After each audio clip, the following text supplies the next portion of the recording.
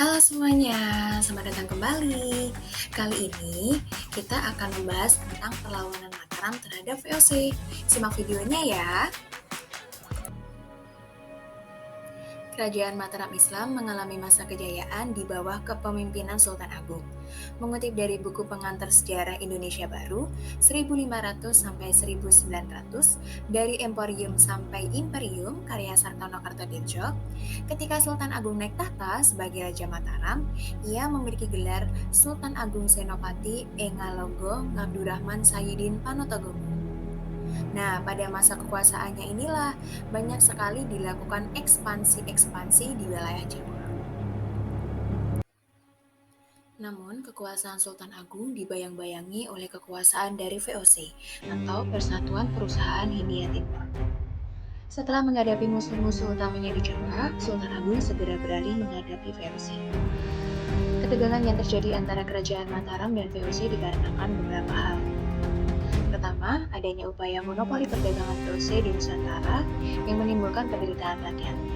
Kedua, VOC menghalangi kapal dagang Mataram yang menuju Malaka. Ketiga, VOC juga menolak untuk mengakui kedaulatan Mataram. VOC dianggap sebagai ancaman terhadap dominasi Mataram di Jawa. Karena hal inilah, Mataram di bawah kepemimpinan Sultan Agung melakukan perlawanan terhadap VOC. Kerajaan Mataram melakukan 2 kali penyerangan terhadap VOC. Penyerangan pertama dilakukan pada tahun 1628, tepatnya pada tanggal 22 Agustus. Serangan ini dibagi menjadi 2 gelombang. Gelombang pertama dipimpin oleh Temenggung Baureksa. Setelah itu disusul gelombang kedua dengan pasukan di bawah pimpinan Suro Agul-Agul yang dibantu oleh Mandulorejo dan Adipati Upasono. Nah, pasukan ini terdiri atas 50 perahu lengkap dengan segala macam bekal seperti beras, padi, kelapa, gula, dan sebagainya. Setibanya di Batavia, pasukan Mataram melakukan penyerangan terhadap benteng-benteng VOC di Batavia. Pertempuran sengit pun tidak dapat dihindarkan. Pertempuran antara VOC dan pasukan Mataram pun pecah di Batavia. Pasukan Mataram menyerang benteng Hollandia, akan tetapi VOC pun mampu bertahan. Serangan demi serangan dilakukan. Namun sayangnya pasukan Mataram dapat dibunuh oleh VOC yang memiliki kekuatan pasukan yang lebih kuat. Dalam serangan ini, Temenggung Baureksa gugur. Sultan Agung tidak menyerah begitu saja. Kekalahan yang dialami pada penyerangan pertama diantisipasi dengan merancang sebuah strategi. Ia memerintahkan untuk membangun lumbung beras di Cirebon dan Tegal guna mengatasi kebutuhan logistik para pasukannya. Pada 1629, pasukan Mataram dikirimkan lagi ke Batavia di bawah pimpinan Adipati Ponorogo, Adipati Puger, dan Temenggung Singurang.